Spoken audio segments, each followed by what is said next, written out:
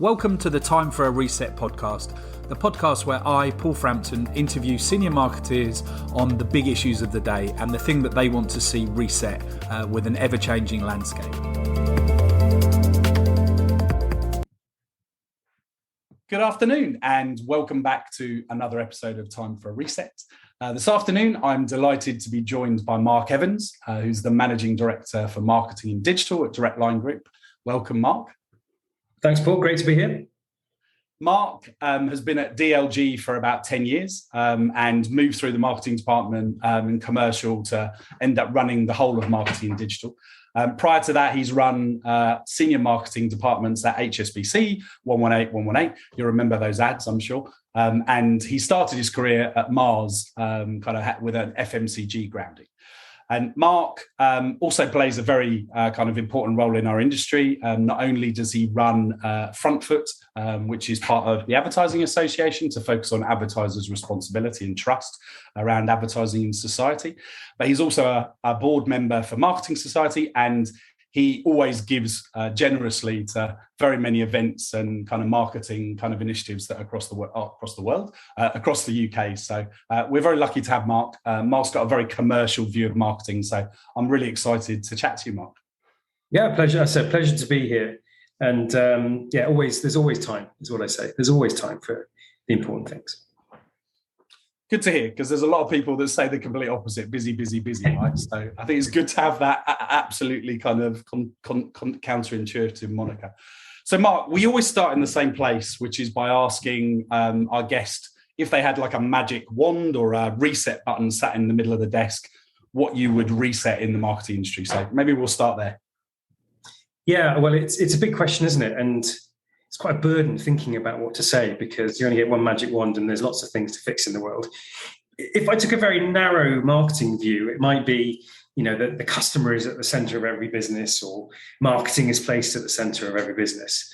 But I'm going to go a little bit more expansive than that in that I would like to hit the reset button and stop the guesswork. Actually, that does relate to marketing in terms of, I think, marketing should become more data-driven and more marketing effectiveness-driven. Right. That would actually help its standing in organization. But I actually meant much more at a human level.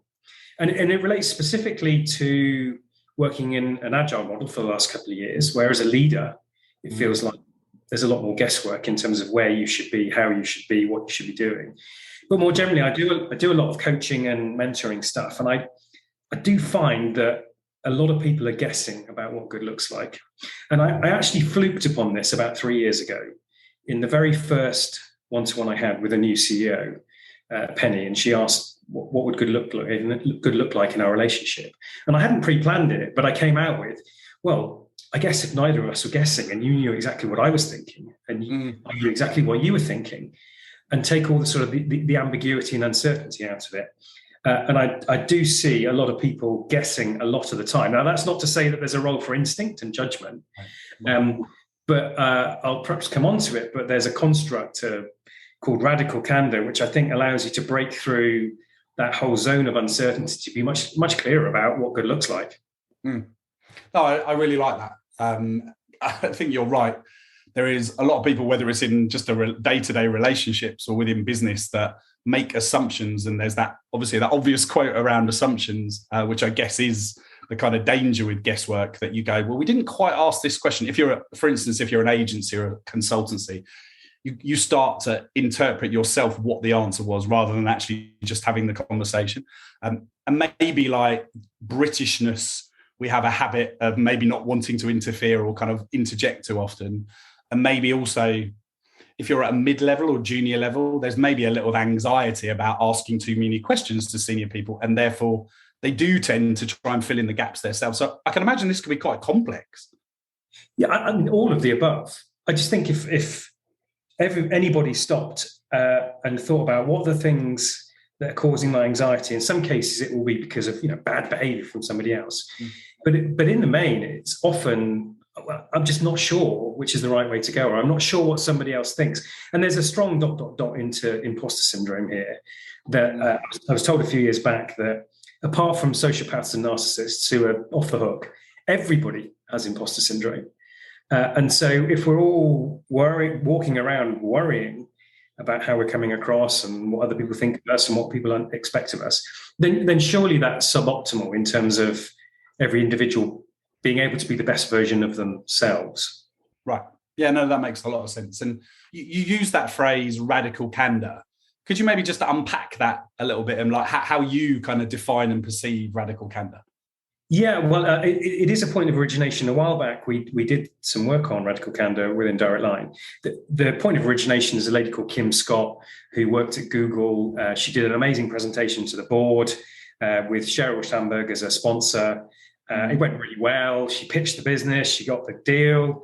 And afterwards, she came out and went to Sheryl Sandberg's office, and she was expecting sort of high fives and smiles. And Sheryl said, well, you didn't do that, and you didn't do that, and you missed this, and you didn't quite nail that. And she was a bit flabbergasted until she realized that the real reason Sheryl did that was that there was even more available. And the core construct of radical candor is that there's basically a 2x2, which is challenge and care. Mm-hmm. And it's actually, you mentioned Britishness. I think it's partly that, but not solely. But many people choose not to challenge because they care. As in, they don't want to offend or upset. Right, yeah, I agree. Understandable. Yeah.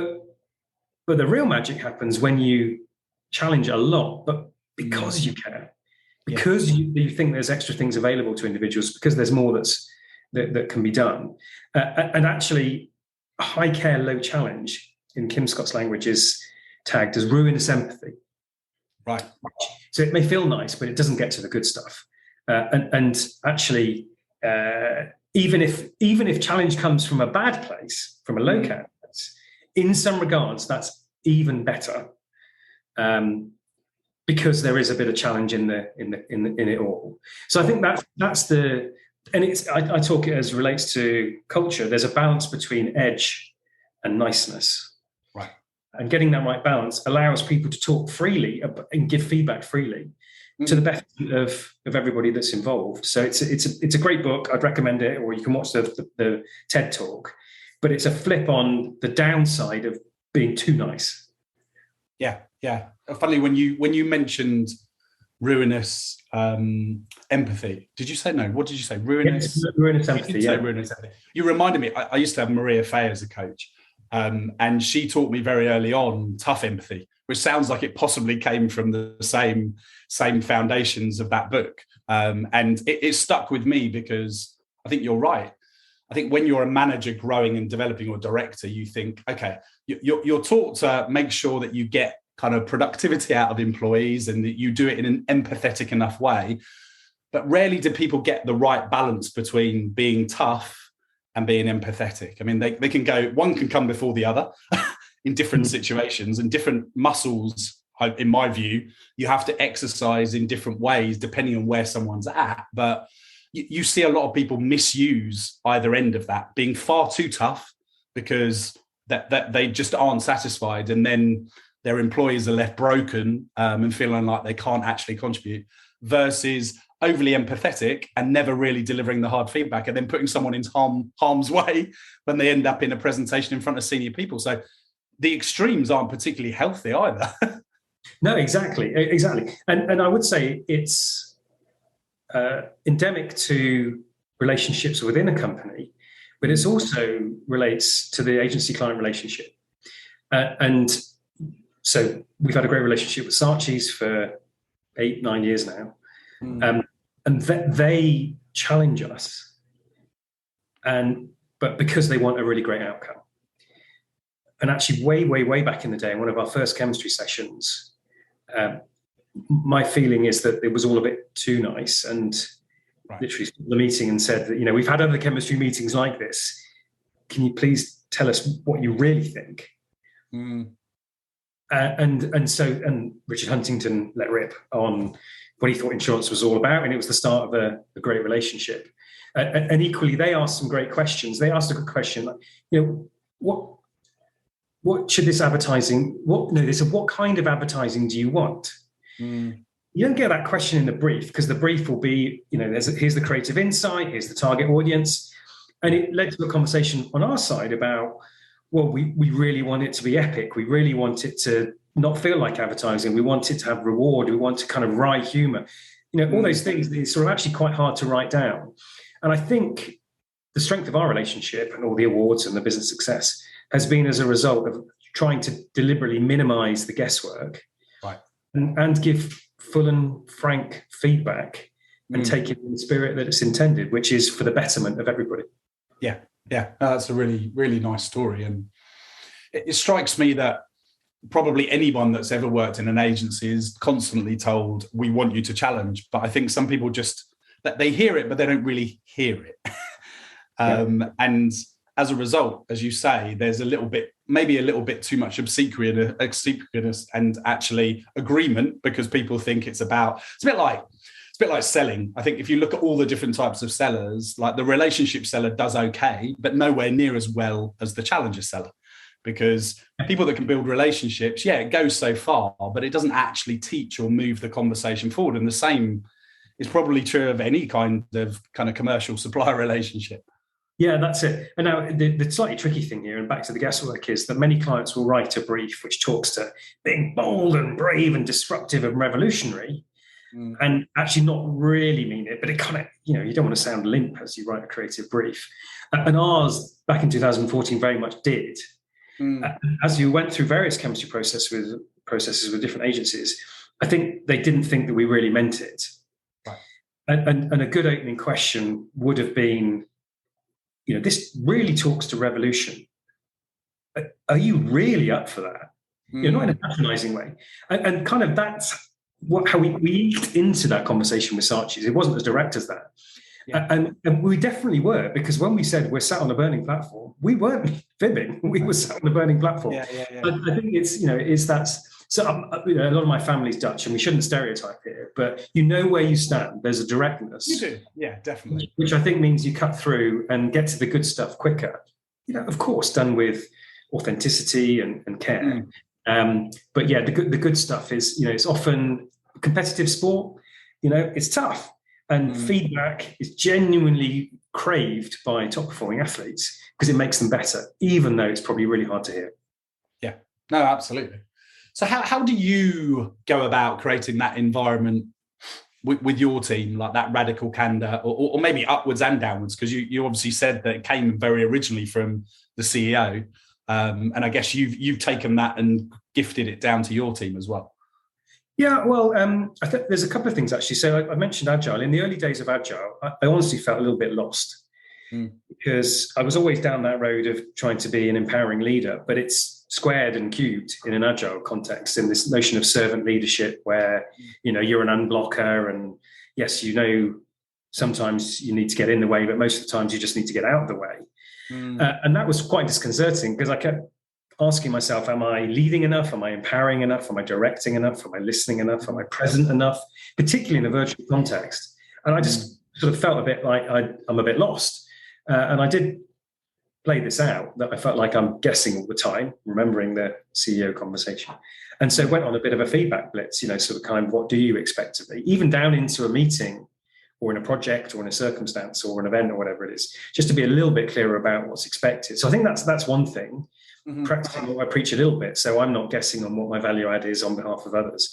But I would say the bigger one is a really nice, elegant feedback approach, which came from Kathy Bain, my coach from 2014, brilliant coach that she is. And it's really simple, WWWEBI, which may be more common parlance now, but what's working even better if? What's working well even better if? And the reason I like it is it's dead simple, number one. And number two, it's an elegant way in to get to the things that are working well. In fact, it even better if recouches the negative into something positive, something better. So you'll get asked for feedback against these criteria or these examples, or whatever, and that's all good. But overarching that, WWWEBI allows you to absolutely capture the good things and in a positive, constructive way, capture how somebody can improve.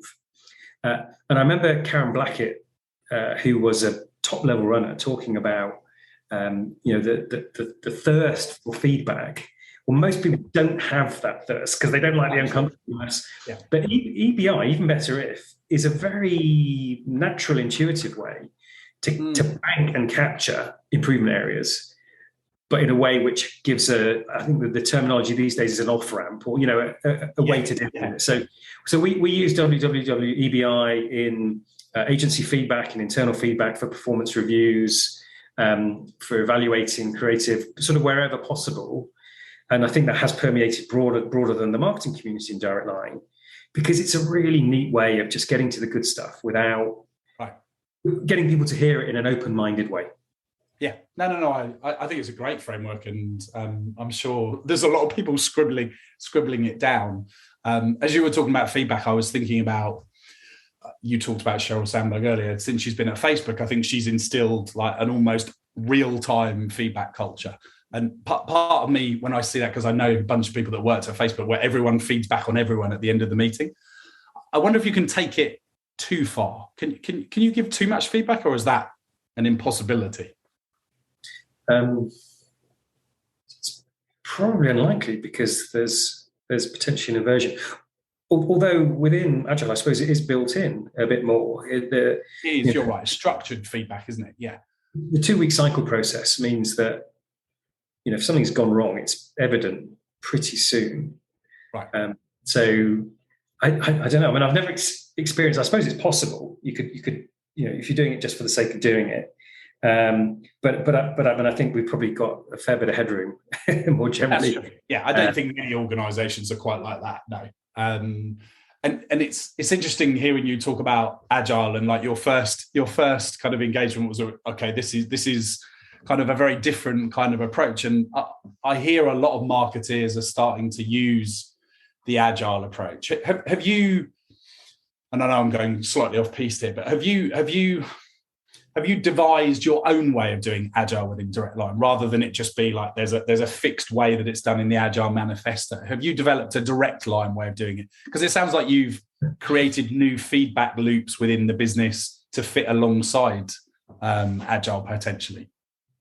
Actually, we relatively by the book. Do you? Interesting. Actually, I was talking to somebody at HSBC just last week who also used McKinsey as their implementation. Okay. Yeah. And they had a completely different terminology.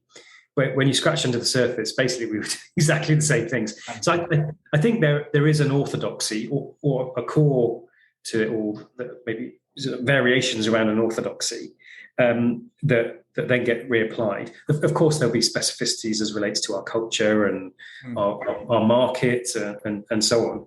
But more or less, we did repurpose the Agile Manifesto. And so when we came to write the values, the leadership behaviors that we want people to recruit and to show up and reward and hold to account on, it really was a reinterpretation of the Agile Manifesto, just put into our words. Right.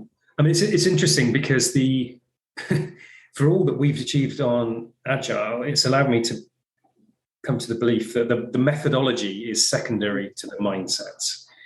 And a bit like Drucker says, culture eats strategy for breakfast. I think the same is true that mindsets trumps everything. And you can, it takes a little while to acclimatize to the tools and the story pointing activity and the retros and the standard, all that stuff. But I think actually the mindset of Agile is a bit more fundamental, because it is ultimately talking to culture. Yeah, no, absolutely. And to your point, actually, there not really be any hierarchy, stopping in a structured way to look at what's happened and then discuss whether there's any obstacles. I mean, it's a very good way of teaching people to behave in a slightly different way. But I think it's interesting talking to different people. I think some marketers seem to have quite an aversion to it, because maybe because it came from technology, maybe because it is so overly structured and they feel like that loses the ability for creativity. But I like the way that you talk about it as mindset, because I guess you need to have done it for long enough to create a mindset. I mean, behaviors take, I can't remember the exact number of days, but I think it's like 50 odd days or 3 months or something you need to change behaviors, isn't it?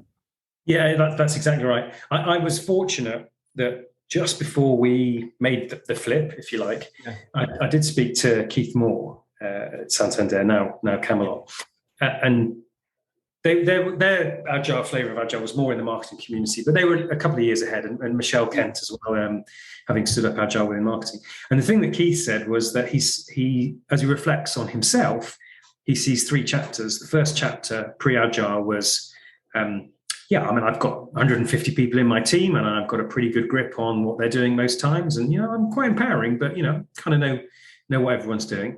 And then stage 2, the early days of Agile, he talked about, so I think I've got about 150 people, and I'm pretty sure they're in the right place, because the system enables resource to flow to where it creates the greatest value. I can see the system starting to work. To stage 3, after a little period of time, I've got no idea how many people are in my team. I don't even really think of them as my team. Right. It's just, the work, the mission defines the work, the missions define the work that needs to get done, and the system sorts out where people need to be at any given point in time. And my role is just to make sure that the system runs smoothly and to help people along the way. And it was a complete metamorphosis, Keith's role as leader. And obviously underneath all that, it's quite a journey in terms of, it's all about me and my ego and my impact. Absolutely, yeah. To being, a facilitator. So it's really helpful to hear Keith talk about that. And I sort of nodded at the time and thought, what the hell is he talking about? But I now I've come to realise the same journey of you. He was right. Yeah, no, that's fascinating. And presumably you can tie deploying Agile to improve business return, I'm guessing, as well, right? Yeah, I would say in the early days, you probably have a bit of a dink because, or at least, you don't see a big improvement because there's the adjustment. Plus also we went into virtual working. So year 1, it's sort of hard to compare. This year, so we're now into sort of 2 and a bit years, I think we're really starting to see the goodies. So it's not an overnight thing. Last year was slightly marred by having to orientate the whole organisation to stand up a new piece of regulation in insurance. It's quite an existential piece of regulation. So we haven't had a clean year, but nonetheless, I think it's really now that we're starting to see the increased speed of change and innovation and the reduced cost of change and innovation. So the first couple of years, I'm not going to say they're unproductive, but it takes a while to get to the good stuff. Right.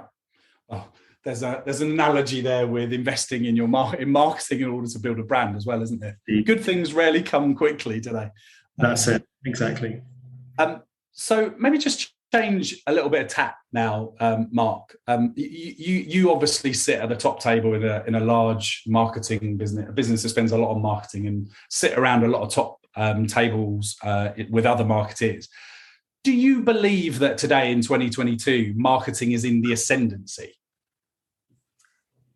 It's a big question. I think at some levels, the pandemic has forced more organizations to be more customer-centric because the volatility and change has meant that you just had to be more tuned in.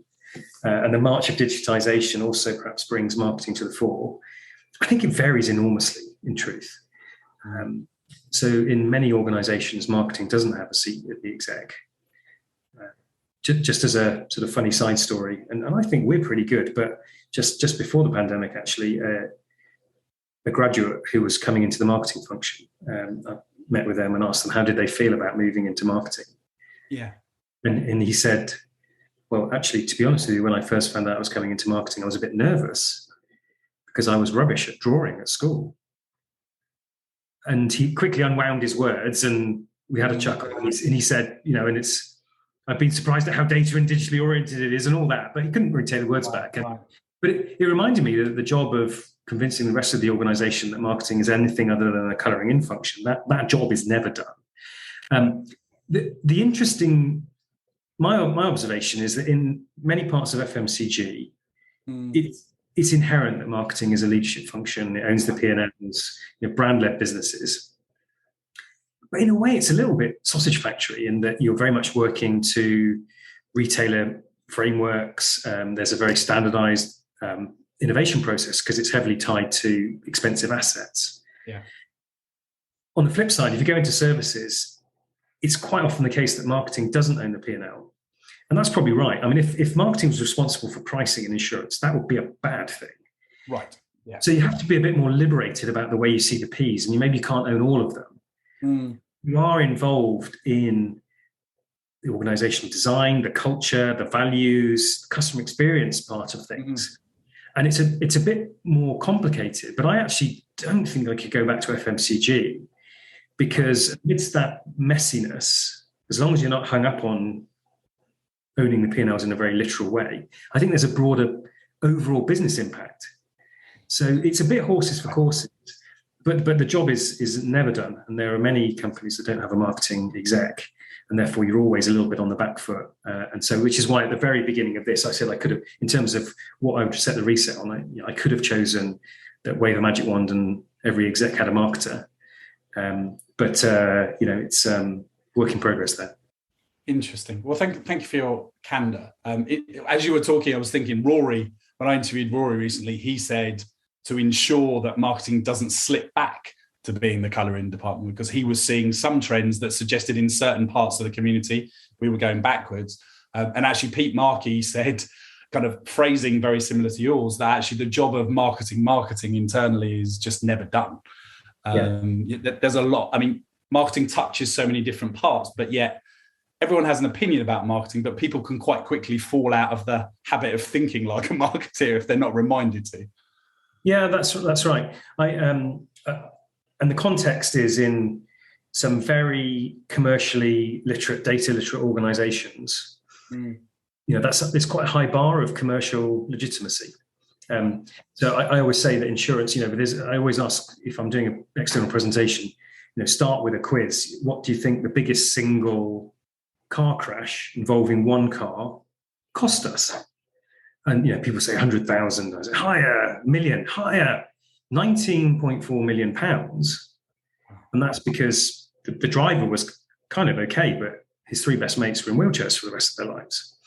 So a Mars bar probably costs 50p to make and a quid to sell every day of the year for every individual. But in insurance, when you're pricing for risk, a customer can cost you nothing, or 19.4 million pounds.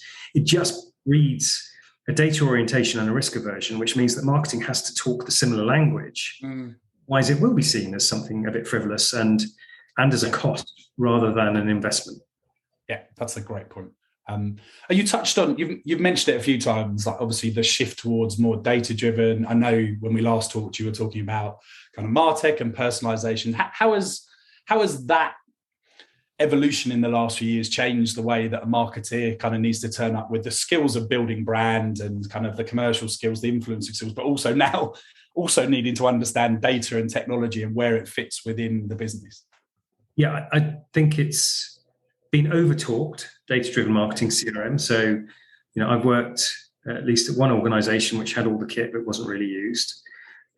We're just now getting there, I would say, in terms of having the data infrastructure, the technology infrastructure to apply MarTech in a sensible way. But I think it gives marketers additional levers and does, to some extent, answer that point about commercial legitimacy. What's really interesting about data-driven marketing is often the conversation is about the MarTech itself. We bought the Adobe Suite, for example. But underneath it all, I've observed in the last 10 years that the marketing funnel has become a bit of a forgotten art. It doesn't get much airtime. And of course, personalization at scale means you're delivering personalized or segmented messages at every layer of the funnel. And so for us anyway, we've allied data-driven marketing with the resurrection of the marketing funnel. And the marketing funnel obviously is a very commercially driven thing that allows you to understand where the opportunity is, what's the commercial size of prize. So as ever, too much of the conversation probably goes on technology as opposed to what's the customer outcomes we're trying to drive. So we're still fairly embryonic. As I said, it is much over talked. I have stolen the metaphor and used it a couple of times to say that data-driven marketing is a little bit like teenage sex. Yeah. They all say they're doing it, but they're not, or if they are, it's not very good. I don't know. I'm a bit wary of that metaphor now because I've got two teenage kids. But anyway, you take the point. It has been over-talked, but now I think that it's finding the right cruising altitude in terms of it's not just about the technology. It's marketing and CTOs, CIOs working together And key thing being use case based. So we've said we'll hold back on some big investment decisions until we're creaking a little bit, because the value and the use cases are defining the technology ask rather than the other way around. Right. No, that's a really nice way to think about it. And again, similar to your story with Agile, you don't just buy a bit of MarTech, switch it on, and yay, in 1 quarter it turns round. The investment in even getting people to understand the technology is huge. The readiness, I've always seen that. And it's amazing how in most organizations, the investment in the technology versus the actual readiness of the people that are going to use it is so radically different. It's probably 0.2% of the total cost of the MarTech. Yet, in the same way as Agile, I mean, even with, at least with Agile, you're teaching people to work in a way that fits very neatly with technology. But if you don't have Agile, then you probably need to think about, well, how do I help people to know what to use the technology for and how to get the most from it? To your point, think about the user stories, or think about what it can automate to deliver a better customer experience, rather than, can I just plug a bit of data from here together with here just for the sake of it and go, well, the project's complete. I think you make a really important point. We probably, well, we weren't ready for personalization at scale a couple of years ago because we didn't have this sort of technical landing zone in terms of data and IT. But I also think to have done it pre-Agile might have been a mistake, because the two, I think, are synonymous. So what do I mean by that? We did a bit of work with McKinsey in terms of, what does good look like? And they asked us the question, how long does it take you to spin up a personalized web page when you spot something that's a new opportunity? And we said, oh, well, I don't know, probably, a couple of months or something. And they said, well, you should be doing it in about 4 hours. Okay, that's a pretty caveat. And even a 2-week cycle time in Agile isn't quick enough if you're really going to double down on personalization at scale. And that just opened our eyes to the fact that, thank goodness we are in Agile, because the possibility of faster release cycles in a coordinated way is much more possible than I believe it was pre-Agile. Okay, really interesting. Thank you.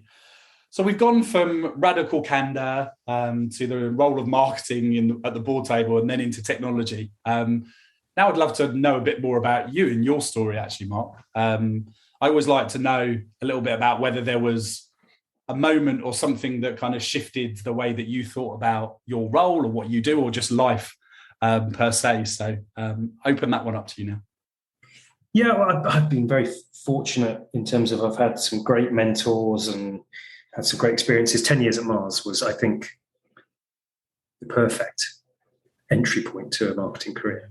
But there is a moment that stands out above all others, perhaps, which really defined my perspectives on ambition, leadership, balance. And so I'll indulge me for a moment, Paul. I'll just tell this little story of how it all shook out. So it was actually the night of my graduation.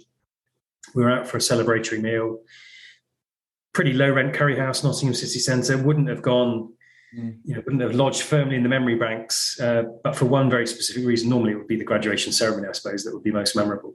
But for one very specific reason it was, which was that my best friend, Matt, his father, Pete, asked if he could say a few words. And trust me, this wasn't a sort of chink your champagne glasses type place. But anyway, we thought we couldn't say no, but we needn't be worried, because it turns out he's a really, really good speaker. Anyway, this is what he said. He said, as I look before you, I'm jealous. And the reason I'm jealous is because from this position, you can all achieve almost anything in the world. But at the same time, I pity you. And the reason I pity you is because for the next 20 years, you'll go in search of success. And sadly, in 20 years' time, when maybe your best years are behind you, you'll realize it's not about success. It's about significance. Now, the really smart people figure out how to achieve success and significance simultaneously. And it was just a sort of a humdinger of a moment that I think made us all think and act quite differently in some of the decisions we've made in our careers.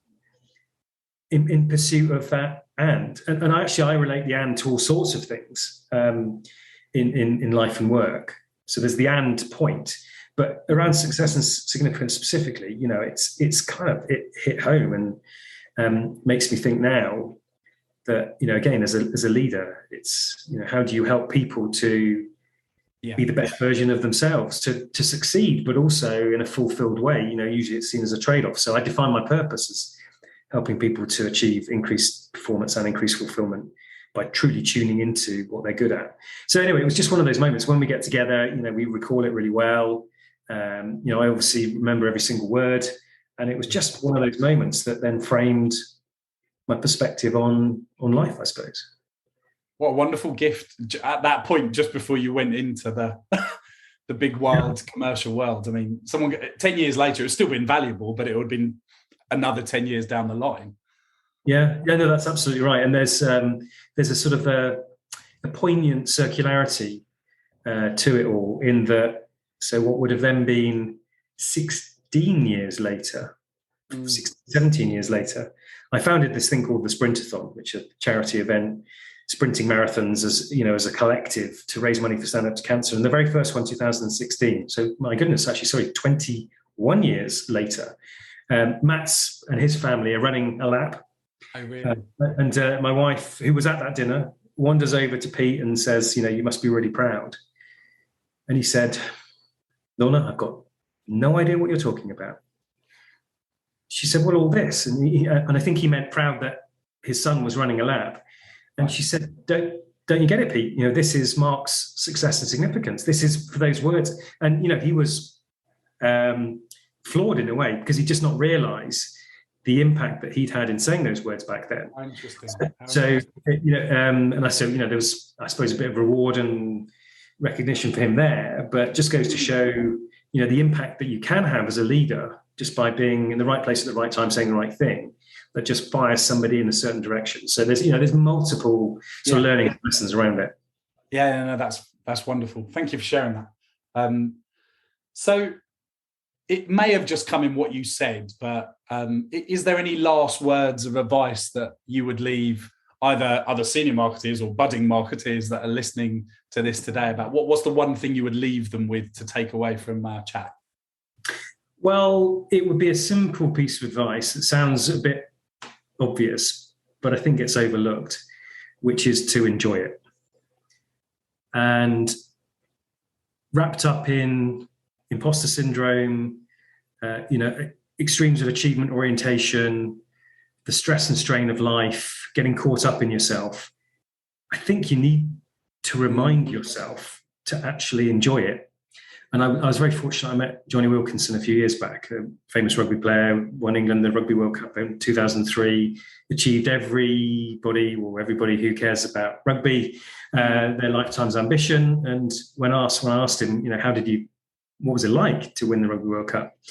It was a very flat answer. I felt pretty hollow. I felt pretty cheated. And Johnny Wilkinson has talked about his mental health challenges, and he just never learned how to enjoy it in the moment. And so I think that's it. And again, back in 2016, at that very first Sprintathon, it was about midday. Probably never been more stressed, because didn't know if this thing was going to work. It's subsequently gone on to raise £750,000. But at the time, I didn't know any of this would work. And it was about midday that my daughter had the presence of mind back then, so she would have been about 13, to grab me by the shoulders and say, Dad, make sure you enjoy it. And I can tell you, if she'd not said that, I wouldn't have done. I'd have been thinking, is it working? Could I do it again? What to optimize? But all of that can come later. Enjoy the moment as it's there. Well, I can't think of a much better place to leave it than that. Because, as you say, at the end of the day, we spend most of our lives working, and you can get lost in quarterly targets, or like you say, can you do things better? And frankly, whether it's like you started in the place to radical candor in giving feedback, and that just makes people better. But that doesn't mean that you can't kind of take that feedback on and realize you weren't as perfect as you can be. It doesn't mean you can't also actually enjoy the positive part, which I think is nice about your framework. What went well, focus on what went well, and then here are some things that you can do even better. It does feel like a very forward thinking, very positive, very you're going to be a better version of yourself as a result of this conversation, rather than a school report, which has a habit of always making people feel like they've underachieved. Yeah, exactly that. Well, look, Mark, thank you so much for your time. I've really enjoyed the chat, and I'm sure our listeners will have done too. So thank you so much for giving us your time and for your candor and great advice. My pleasure, Paul. Really enjoyed it. Thank you. Thanks for tuning in to another episode of Time for a Reset. I hope you enjoyed this one as much as I did. We'll be back talking to a senior marketeer very soon. Make sure you don't miss out on any new episodes by subscribing on Apple, Spotify or SoundCloud, and leave us a review at timeforareset.co.uk.